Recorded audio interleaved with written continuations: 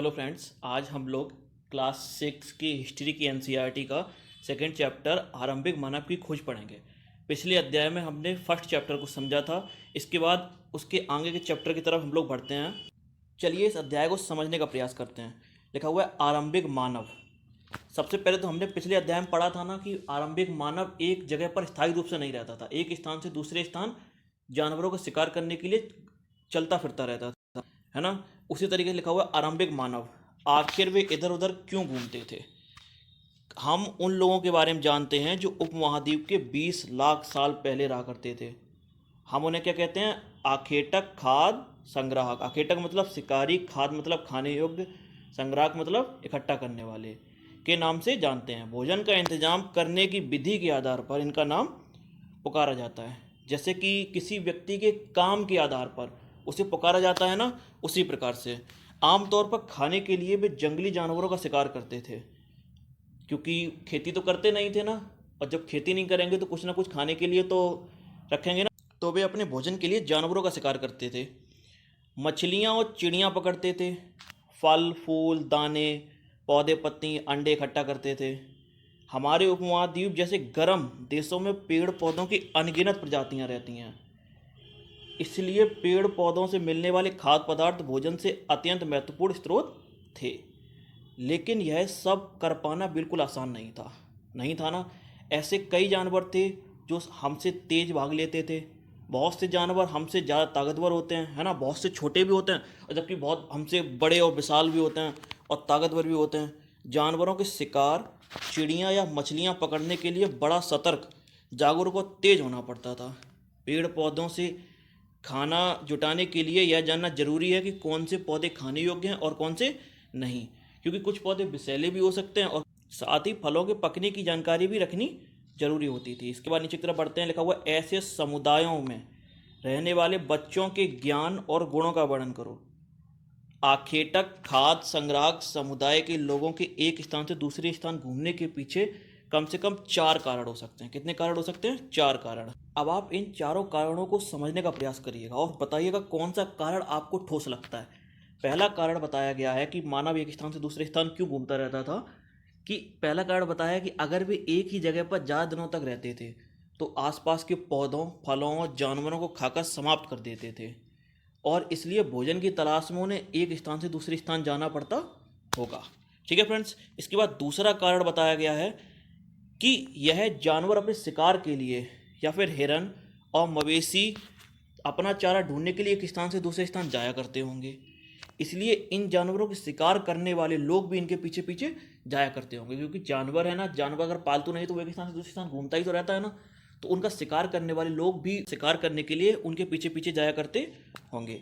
तीसरा कारण हो यह भी हो सकता है कि पौधों में फल फूल अलग अलग मौसम पे आते हों। ये भी बात एक सही है, इसलिए लोग अब उनकी तलाश में उपयुक्त मौसम के अनुसार अन्य इलाकों में घूमते रहते होंगे। और चौथा कारण लिखा हुआ है कि पानी के बिना किसी भी प्राणी या पेड़ पौधों का जीवित रहना संभव नहीं है, और पानी झीलों झरनों तथा नदियों से ही मिलता है। यद्यपि नदियाँ और झीलों का पानी सूख जाए, क्योंकि कुछ नदियों का और झीलों का पानी सूख जाता है, कुछ का नहीं सूखता है। कुछ क्या होती हैं? 12 मासी होती हैं, मतलब जिन्हें हर महीने 12 साल के 12 महीने उनमें पानी रहता है। कुछ झीलें और नदियाँ ऐसी होती हैं जो सिर्फ वर्षा के कारण ही जीवित हो पाती हैं, मतलब उन वर्षा का पानी बढ़ता है तभी उनमें जल भराव हो पाता है ना। इसलिए ऐसी झीलों और नदियों के किनारे बसे लोगों को सूखे मौसम में पानी की तलाश में इधर उधर जाना पड़ता होगा। इसके अलावा लोग अपने नाते रिश्तेदारी मित्रों से मिलने भी जाया करते होंगे। यहाँ तक कि स्मरण रखना जरूरी है कि यह सभी लोग पैदल यात्रा किया करते थे। क्यों? क्योंकि उस ज़माने में ना ही ट्रेन होती थी, ना ही गाड़ी होती थी। हमारे हिसाब से तो बैलगाड़ी भी नहीं होती थी। आप बताइए आपको इनमें से कौन सा कारण ठोस लगा, मुझे कमेंट करके बताइएगा। मेरा मानना है कि मुझे तो सेकेंड नंबर वाला कारण ज़्यादा ठोस लगा, कि जानवर एक स्थान से दूसरे स्थान घूमने जाया करते होंगे या घूमते होंगे, और इनके शिकारी भी इनका शिकार करने के लिए उनके पीछे पीछे आज एक स्थान से दूसरे स्थान चले जाते होंगे। इसके बाद नीचे की तरफ बढ़ते लिखा हुआ है आरंभिक मानव के बारे में जानकारी कैसे मिलती है। भाई आरंभिक मानव के बारे में जानकारी कैसे मिलती है? जिनके बारे में हम पढ़ रहे हैं उनके बारे में जानकारी कैसे मिलती है? तो लिखा हुआ है पुरातात्विदों को कुछ ऐसी वस्तुएं मिली जिनका निर्माण और उपयोग आखेटक खाद्य संग्रह किया करते थे। यह संभव है ना, कि लोग जब शिकार करते होंगे तो किसी न किसी हथियार या औजारों का प्रयोग करते होंगे। क्यों? अब ये डिपेंड करता है उस जमाने पर। आज के और उसके ज़माने में काफ़ी फ़र्क है ना। उस ज़माने में लोग क्या किया करते थे? पत्थरों के औजार बनाया करते थे। यह देखिए नीचे देखते हैं, यह संभव है कि लोगों ने अपने, नीचे देखिए पत्थरों के औजारों को दिखाया गया है। देखिए कुछ पत्थर बड़े आकार के हैं, कुछ बहुत ही छोटे आकार के, है ना। इसके बाद नीचे की तरफ बढ़ते हैं। एक साइड में लिखा हुआ है पत्थर से बने औजार, का में दिखाया गया है। का कौन सा है? यह पत्थरों के बने प्राचीनतम औजार हैं। कौन से? ये वाले। ठीक है फ्रेंड्स। इसके बाद सेकेंड क्या है? इन्हें कई हजार साल बाद बनाया गया। और गा, इन्हें और बाद में बनाया गया। इन्हें लगभग 10,000 साल पहले बनाया गया। और लास्ट में लिखा हुआ ये गुटिका प्राकृतिक पत्थर हैं। कौन से प्राकृतिक पत्थर हैं? ये वाले गुटिका। इसके बाद बढ़ते हैं। लिखा हुआ है काम के लिए पत्थरों, लकड़ियों और हड्डियों के औजार बनाए जाते होंगे। इनमें से पत्थरों के औजार आज भी बचे हैं, कुछ औजार तो आज भी बचे हुए हैं ना, जो हमें प्रायः म्यूजियम में रखे हुए मिल जाते हैं। इसके बाद इनमें से कुछ औजारों का उपयोग फल फूल काटने, हड्डियाँ और मांस काटने, पेड़ों की छाल, जानवरों की खाल उतारने के लिए किया जाता होगा। कुछ के साथ हड्डियाँ या लकड़ियाँ के मुट्ठे लगाकर भाले और बाण जैसे हथियार बनाए जाते होंगे। कुछ औजारों से लकड़ियाँ काटी जाती होंगी। लकड़ियों के उपयोग ईंधन के साथ झोपड़ियाँ और औजार बनाने के लिए भी किया जाता होगा। देखिए यहाँ पर उन्हीं औजारों से उपयोग भी दर्शाया गया है उनका। यहाँ देखिए जानवर की खाल सिली जा रही है। लिखा हुआ है पत्थरों के औजारों का उपयोग बाएं इंसान के खाने योग्य जड़ों को खोदने के लिए किया जाता था, ये वाला, और दाएं जानवरों की खाल से बने वस्त्रों को सिलने के लिए किया जाता था। इसके बाद नेक्स्ट पेज की तरफ बढ़ते हैं। तो लिखा हुआ है रहने की जगह निर्धारित करना। मानचित्र 2 को देखो, हम अभी देखेंगे। लाल त्रिकोण वाले स्थान वे पुरास्थल हैं जहां पर आखेटक खाद्य संग्राहकों के होने के प्रमाण मिले हैं। इनमें इनके अलावा और कई स्थानों पर आखेटक खाद्य संग्राहक रहते थे। देखिए बुक ने यह साफ कर दिया है कि दर्शाए गए स्थान पर ही केवल पुरास्थल नहीं है, बल्कि इनमें से कुछ ही को यहाँ पर दर्शाया गया है। बाकी के और भी जो हैं उनको इस पृष्ठ में दर्शाया नहीं गया है। इसका मतलब यह नहीं है कि सिर्फ पुरास्थल यही है, इनके अलावा भी और कई स्थान हैं जहाँ पर आखेटक खाद्य संग्राहक रहते थे। मानचित्र में देखिए वही है ना, मानचित्र में सिर्फ कुछ गिने चुने स्थान पर ही चिन्हित किए गए हैं। कई पुरास्थल नदियों और झीलों के किनारे पाए गए हैं। चलिए मैप में उन पुरास्थलों को ढूंढें। पहला स्थान कौन सा है? भीमबेटिका। दूसरा कौन सा है? हुंसगी। इसके बाद तीसरा मुझे और कोई नहीं लगता। ठीक है फ्रेंड्स। इसके बाद नीचे की तरफ बढ़ते हैं। तो नीचे की तरफ लिखा हुआ है चूँकि पत्थर के उपकरण बहुत महत्वपूर्ण होते थे, इसलिए ऐसी जगह ढूंढते थे जहाँ पर अच्छे पत्थर मिल सकें। जहाँ पत्थरों के औजार बनाते थे उन स्थलों को क्या कहते थे? उद्योग स्थल। ये बात याद रखिएगा कि जहाँ पर लोग पत्थरों के औजार बनाते थे उस स्थलों को क्या कहते थे? उद्योग स्थल। हमें उन उद्योग स्थलों के बारे में जानकारी कैसे मिलती है? आमतौर पर हमें ऐसी जगहों पर बड़े बड़े पत्थर के टुकड़े मिलते हैं और ऐसे उपकरण मिलते हैं जिन्हें लोग इन स्थानों पर छोड़ गए होंगे क्योंकि वे ठीक नहीं बने होंगे। अगर कोशिश करी, ठीक नहीं बना तो फेंक दिया। साथ ही औजार बनाने के बाद पत्थरों के टूटे फूटे टुकड़े इन्हीं स्थानों पर मिलते हैं। कभी कभी इन स्थानों पर कुछ ज़्यादा समय तक लोग रहा करते होंगे ना, तो ऐसे स्थानों क्या कहते थे? आवासीय और उद्योग स्थल। ठीक है फ्रेंड्स। इसके बाद नीचे इस साइड से लिखा हुआ है भीमबेटिका। भीमबेटिका आधुनिक मध्य प्रदेश। कौन सा प्रदेश? आज के ज़माने में जहाँ पर मध्य प्रदेश है। आवासीय पुरास्थल उन्हें कहते हैं जहाँ लोग रहते थे। इनमें से गुफाओं और कंदराओं जैसे भी स्थान होते थे जिन्हें यहाँ दर्शाया गया है। लोग इन गुफाओं में इसलिए रहते थे क्योंकि यहाँ उन्हें बारिश, धूप और हवाओं से राहत मिलती थी। ऐसी प्राकृतिक गुफाएं कहाँ हैं? विंध्य और दक्कन के पर्वतीय इलाकों में मिलती हैं, जो नर्मदा घाटी के पास है। क्या तुम बता सकते हो कि रहने के लिए लोगों ने यह जगह क्यों चुनी? क्यों? क्योंकि लोग इन गुफाओं में इसलिए रहते थे क्योंकि यहाँ उन्हें बारिश, धूप, हवाओं से राहत मिलती थी। पुराने ज़माने में लोग मकान तो नहीं बनाते थे ना, तो गुफाओं में ही रहा करते थे। इसके बाद नीचे की तरफ बढ़ते हैं तो लिखा हुआ है पुरा स्थल। पुरा स्थल किसे कहते हैं? पुरा स्थल किसे कहते हैं, ये जानना जरूरी है, क्योंकि ज़्यादातर हर जगह पुरा स्थल शब्द का उपयोग किया जाएगा। तो पुरा स्थल उस स्थान को कहते हैं जहाँ पर औजार, बर्तन, इमारतें जैसी वस्तुओं के अवशेष मिलते हैं। ऐसी वस्तुओं का निर्माण करने वाले लोगों ने यहाँ पर काम किया था और बाद में इन्हें वहीं छोड़कर चले गए। ये ज़मीन के ऊपर, अंदर, कभी कभी समुद्र और नदी के तल में भी पाए जाते हैं। इन पुरास्थलों के बारे में आपको अगले अध्याय में पता लगेगा। मैंने पुरास्थल को कैसे याद किया? मैंने पुरास्थल को ऐसे याद किया कि वे स्थान जहाँ पर प्राचीन काल में रहने वाले लोगों के अवशेष जैसे औजार या बर्तन इत्यादि मिलते हैं, उन स्थानों को क्या कहा जाता है? पुरास्थल। फिर पाषाण औजारों का निर्माण। पाषाण मतलब पत्थर, पत्थर के औजारों का निर्माण।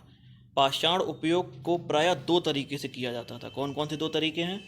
पत्थर से पत्थर को टकराना, यानी जिस पत्थर से कोई औजार बनाना है उसे एक हाथ में ले लिया जाता था और दूसरे हाथ से एक पत्थर पर हथौड़ी जैसा इस्तेमाल होता था। इस पर आघात करके पत्थर से पत्थर पर तब तक सल्क निकाले जाते थे जब तक वांछित आकार का उपकरण बन न जाए। वांछित मतलब मन का। क्या होता था कि एक पत्थर पर पत्थर से ही तब तक चोट मारी जाती थी जब तक कि वह जैसा आकार चाहते थे ना, जैसे कि एक साइड पेना करना है तो उस साइड तब तक उसके एक मुहाने पर तब तक चोट मारी जाती थी जिस तब तक कि वह पेना ना हो जाए, ठीक है, या जब उनके वांछित आकार का ना हो जाए, जब जैसा कि वो चाहते थे उस आकार का उपकरण ना बन जाए। दूसरा तरीका कौन सा है? दबाव सल्क तकनीक। इसमें क्रॉड को एक स्थिर सतह पर टिकाया जाता है और इसे क्रॉड पर इस तरह की एक स्थिर सतह पर ऐसे करके टिका दिया जाता है। फिर उस क्रॉड पर हड्डी या पत्थर रख करके हथौड़ी नुमा पत्थर से सल्क निकाले जाते हैं जिससे वांछित उपकरण बनाए जाते हैं। ठीक है फ्रेंड्स। इसके बाद आग की खोज। आग की खोज बहुत महत्वपूर्ण थी ना। हम मैप पर आ गए हैं।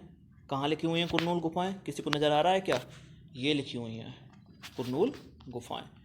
तो वापस से उसी पृष्ठ पर वापस आ जाते हैं। मानचित्र 2 पर कुरनूल गुफा को ढूंढो। हमने ढूंढा ना, यहाँ राख के अवशेष मिले हैं। एक महत्वपूर्ण बात आई है ना कि आग की खोज के कहाँ पर हुई थी? सबसे पहले कुरनूल गुफा में आग के अवशेष मिले हैं। इसका मतलब यह है कि आरंभिक लोग आग जलाना सीख गए होंगे। आग का इस्तेमाल किन कारणों में किया जाता होगा? जैसे प्रकाश के लिए, मांस भूनने के लिए, खतरनाक जानवरों को दूर भगाने के लिए भी किया जा सकता है ना। बदलती जलवायु। लगभग 12,000 साल पहले दुनिया की जलवायु में बड़े बदलाव आए और गर्मी बढ़ने लगी। सोचिए अगर गर्मी बढ़ जाएगी तो क्या होगा? इसके परिणाम स्वरूप कई क्षेत्रों में घास वाले विशाल मैदान बनने लगे। घास के विशाल मैदान बनने लगेंगे तो उनकी तरफ कौन आकर्षित होगा? शाकाहारी जानवर। वहीं लिखा हुआ है कि इससे हिरण, बारहसिंगा, भेड़, बकरी, गाय जैसे उन जानवरों की संख्या बढ़ी जो घास खा करके जिंदा रह सकते थे। और जो लोग इनका शिकार करते थे, भाई घास की तरफ जानवर आकर्षित हुआ ना, शाकाहारी जानवर घास की तरफ आकर्षित हुआ तो वो घास की तरफ जा रहा होता, पीछे उनके शिकारी जो उनको शिकार करने के लिए उनके पीछे पीछे दौड़ रहे होते हैं, हमने जिक्र किया था ना, वो भी उनके पीछे पीछे वहीं आ गए। तो जो लोग इन जानवरों का शिकार करते थे वे भी इनके पीछे पीछे वहीं आ गए। इनके खाने की आदतों, प्रजनन के समय की जानकारी हासिल करने लगे। हो सकता है तब लोग इन जानवरों को पकड़ करके अपनी ज़रूरत के अनुसार पालने की सोचने लगे हों। हो सकता है ना। साथ ही इस काल में मछली भी महत्वपूर्ण स्रोत बन गई थी। क्यों? क्योंकि नदियों के किनारे रहते थे। जब कुछ खाने को नहीं मिला तो मछली तो नज़र आ ही रही है ना। इसी दौरान उपमहाद्वीप के भिन्न भिन्न इलाकों में गेहूँ, जौ, धान जैसी अनाज प्राकृतिक रूप से उगने लगे। देखिए गौर फरमाइए कि उपजाए नहीं जा रहे हैं, प्राकृतिक रूप से उगने लगे थे। शायद महिलाएं, पुरुषों और बच्चों ने इन अनाज को इकट्ठा करके बटोरना शुरू कर दिया होगा। इसके बाद लिखा हुआ है नाम और तिथियाँ। इसे समझना बहुत आसान है। लिखा हुआ है जिस काल के बारे में आप पढ़ रहे हैं पुरातात्विदों ने उन्हें बड़े बड़े नाम दिए हैं, बस नाम ही तो याद रखना है। आरंभिक काल को वे क्या कहते थे? पुरापाषाण काल। यह दो शब्द पुरा यानी प्राचीन तथा पाषाण यानी पत्थर से बना है। यह नाम पुरास्थलों से प्राप्त पत्थरों के औजारों के महत्व को बताता है। पुरास्थल काल कब था? लगभग 20 साल से लेकर के 12,000 साल तक। पुरातात्विदों ने इन कालों को कैसे बांटा है? देखिए, पुरापाषाण 3 भागों में बांटा, मध्यपाषाण और नवपाषाण। पुरापाषाण कब तक है? 20 लाख से लेकर के कब तक का माना गया? 20 लाख से लेकर के 12,000 वर्ष तक। फिर 12,000 से 10,000 वर्ष तक मध्यपाषाण, और नवपाषाण कब माना गया? 10,000 वर्ष से आगे का समय। और इसके बाद भी एक बात को ध्यान रखना कि पुरापाषाण को भी 3 भागों में बांट दिया गया था। कौन से 3 भागों में बांटा गया था? पहला आरंभिक काल, दूसरा मध्यकाल और तीसरा उत्तर काल। ठीक है फ्रेंड्स, इसके लिए अब इसको पढ़ते हैं। मेरे हिसाब से आपको लोगों को काफ़ी समझ में आया होगा, लेकिन फिर भी इसको पढ़ते हैं कि जिस काल के बारे में तुम पढ़ रहे हो पुरातात्विदों ने उसके बड़े बड़े नाम रखे हैं। आरंभिक काल को वे पुरापाषाण कहते थे, जब दो शब्द पुरा यानी प्राचीन, पाषाण यानी पत्थर से बना है।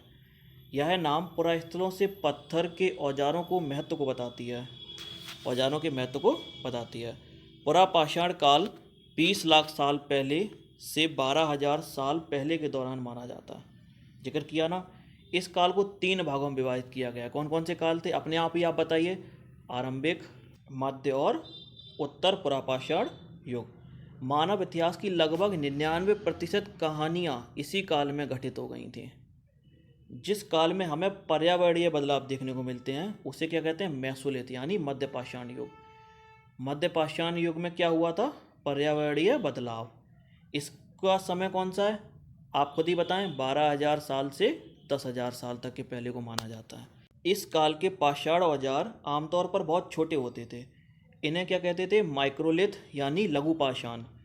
इन औजारों से हड्डियाँ या लकड़ियों के मुट्ठे में लगे हंसिया और आरी जैसे औजार मिलते हैं। साथ साथ पुरापाषाण युग वाले औजार भी इस दौरान बनाए जाते थे। मतलब नई शैली भी आई और पिछली वाली शैली को भी माना जाता था।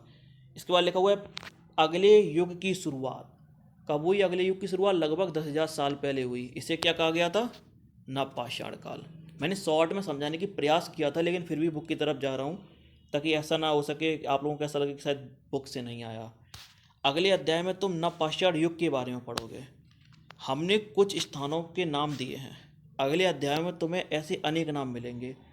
अक्सर हम पुराने स्थानों के लिए उन नामों का प्रयोग करते हैं जो आज प्रचलित हैं, क्योंकि हमें ज्ञात नहीं है इस काल में इनके क्या नाम रहे होंगे। साथ ही साथ वे यह भी सीखने लगे होंगे कि अनाज कहाँ उगते थे और कब पककर तैयार होते थे। ऐसा करते करते उन्हें अनाजों को खुद पैदा करना सीख लिया होगा। फिर शैल चित्रकला, इनसे हमें क्या पता चलता है? जिन गुफाओं में लोग रहते थे उनमें से कुछ की दीवारों पर चित्र मिले हैं। आमतौर पर ये तो कोई बड़ी बात नहीं है ना, लोग जहाँ पर भी रहेंगे, आज के ज़माने का लोग हो चाहे उस ज़माने का, कोई व्यक्ति कहीं भी रहता है तो अपने आसपास कुछ ना कुछ सजावट तो करता ही है ना। उसी तरीके से पुराने ज़माने के लोगों ने भी दीवारों पर चित्र बनाए होंगे।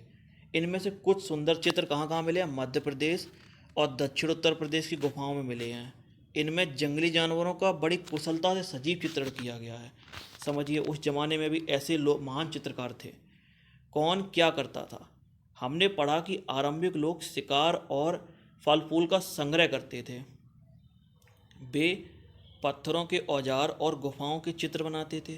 क्या हमें कोई ऐसे साक्ष्य मिलते हैं जिससे पता लगे महिलाएं शिकार करती थीं या पुरुष औजार बनाते थे? कुछ नहीं मालूम। या फिर महिलाएं चित्रकारी करती थीं और पुरुष फल फूल इकट्ठा करते थे। वास्तव में हमें इसका ज्ञान नहीं है, लेकिन 2 बातें हो सकती हैं।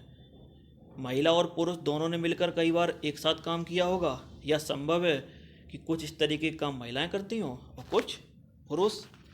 इसके अलावा उपमहाद्वीप के अलग अलग क्षेत्रों में अलग अलग परंपराएं भी रही होंगी। भारत में शुतुरमुर्ग, आमतौर पर शुतुरमुर्ग को तो सभी जानते होंगे ना, सबसे बड़ा पंछी होता है। भारत में पुरापाषाण युग के दौरान शुतुरमुर्ग होते थे। महाराष्ट्र के पटने पुरास्थल में शुतुरमुर्ग के अंडों के अवशेष मिले हैं।